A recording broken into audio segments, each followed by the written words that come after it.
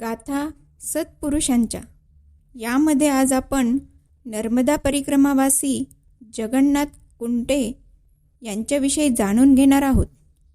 लेखक सुनील पांडे. नर्मदा परिक्रमावासी जगन्नाथ कुंटे. नर्मदा परिक्रमा म्हटलं की एक नाव प्रकर्षाने आपल्या पुढे येतं, ते म्हणजे जगन्नाथ कुंटे अर्थात स्वामी अवधूतानंद. कुंटे यांनी छापखान्याचा व्यवस्थापक म्हणून कतारला 15 वर्ष काम करण्यापासून अनेक गोष्टी केल्या. शंकर महाराजांच्या चित्रपटांमध्ये त्यांनी काम केलं. कविता ते लहानपणापासूनच करत होते. कुंटे यांचा जन्म 15 मे 1943 रोजी झाला. लहानपणापासून स्वामी हे बिरुद त्यांना लागलं. पुढील आयुष्यात ते अनेकांचे स्वामी झाले. ते स्वतःला एक साधक म्हणतात. माझ्याकडे कुठला अधिकार नाही म्हणतात. कुंटे यांनी विपुल लेखन केलं आहे आणि ते फार लोकप्रिय असे आहे. कुंटे हे एक विलक्षण व्यक्तिमत्व आहे. पहिल्या 3 परिक्रमांमधील विलक्षण अनुभव त्यांनी नर्मदे हर हर या आपल्या पहिल्या पुस्तकात शब्दबद्ध केले. सर्व स्तरातील वाचकांनी त्याला उत्स्फूर्त आणि उदंड प्रतिसाद दिला.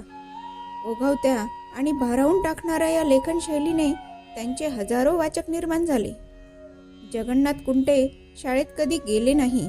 शाळेचं आणि त्यांचं कधी जमलंच नाही. कुंटे स्वामी त्याबद्दल गमतीने सांगतात. मी खूपदा लोकांना असं गमतीत म्हणतो, हे सगळे महामूर्ख लोक शिकून बिकून म्हणतात शिक्षण आणि आयुष्यातील वर्षे तेवढी वाया जातात. मला इतका उशीर नाही लागला.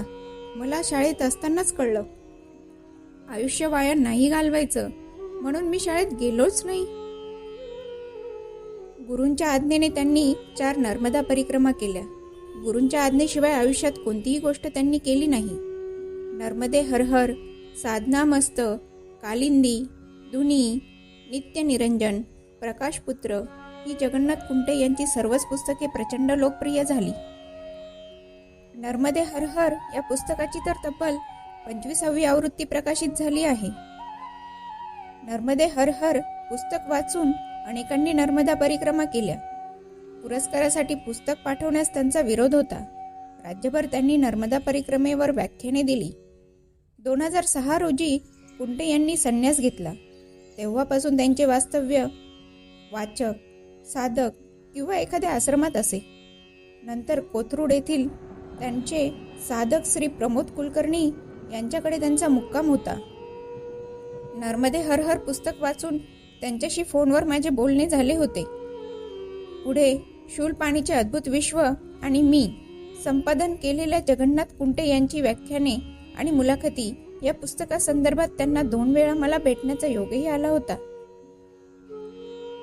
सुरुवातीला त्यांना भेटण्यापूर्वी मनावर काहीसे मला दडपण आले होते, परंतु प्रत्यक्ष भेटीत कुंटे स्वामी यांनी माझ्याशी फार मनमोकळेपणे गप्पा मारल्या.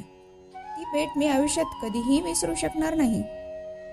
नर्मदा मैया आणि नर्मदा परिक्रमेची मला खरी ओळख झाली ती कुंटे यांच्या पुस्तकामुळे. पुढील काळात नर्मदा परिक्रमेवर मी अनेक पुस्तके वाचली.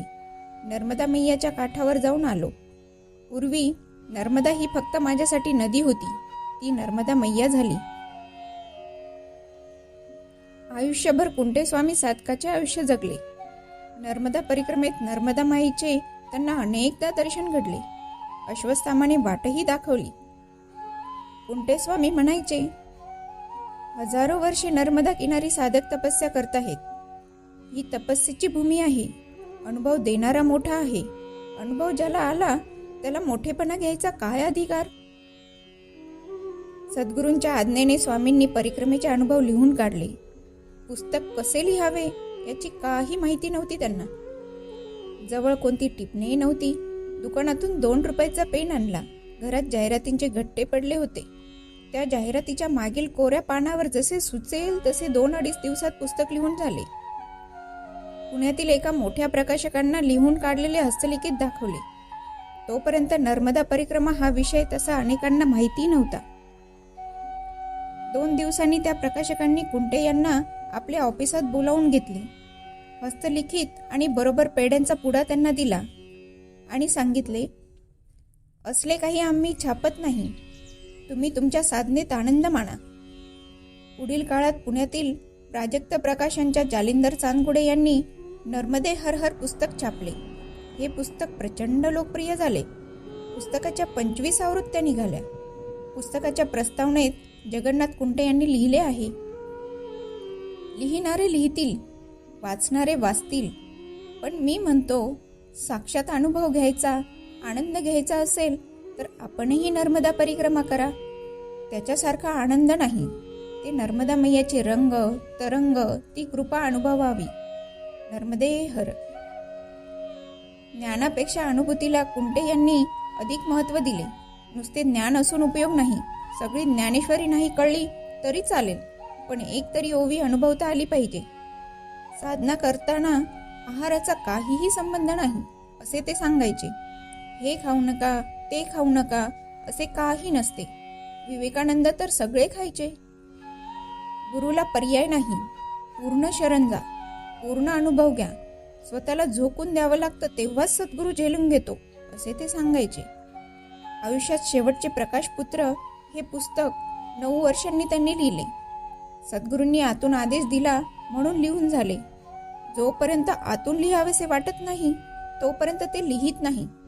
रामकृष्ण परमहंसांनी आयुष्यात काही लिहिले नाही, पण त्यांच्या शब्दांनी हजारो विवेकानंद निर्माण झाले. कुंटे स्वामींची साधना मार्गावरील ही सगळी पुस्तके म्हणजे त्यांची रसरशीत अनुभवगाथा आहे. बाह्य प्रवासाबरोबर ती त्यांच्या आंतरिक प्रवासाची, साधनेतील अनुभवांची, जीवन चिंतनाची गाथा आहे. जगन्नाथ कुंटे यांनी नर्मदा परिक्रमा केलीच नाही असा कोणीतरी त्यांच्यावर आरोपही केला. कुंटे स्वामींना या आरोपाने प्रचंड हसू आले. त्या आरोपाला उत्तर देताना कुंटे म्हणाले, माझे नर्मदा परिक्रमावरील पुस्तक प्रचंड गाजले. हां, खरे तर गुरूंचा प्रसाद आहे. त्याच्याशिवाय असं साहित्य निर्माण होणार नाही. इतरांची पुस्तके गाजले नाही तो भाग निराळा. परिक्रमा केली नाही म्हणतात तर असे लेखन माझ्याकडून झालेच नसते. किमान माझ्या प्रतिभेला तर मार्क द्या. कवी कालिदासावरही असाच आरोप झाला होता, पण आपले डॉक्टर भावे यांनी विमानातून जाऊन आले तेव्हा त्यांनीही कालिदासांनी मेघदूताचे तंतोतंत बरोबर वर्णन केल्याचे सिद्ध केले. कुंटे स्वामी पुण्याचे, पण मनाने ते नेहमी नर्मदा काठीच राहायचे. माझं धाम, माझी धुनी नर्मदा किनारी आहे असे ते म्हणायचे. 4 मार्च 2021 रोजी जगन्नाथ कुंटे यांनी वयाच्या 78व्या वर्षी आपला देह ठेवला. नर्मदे हर.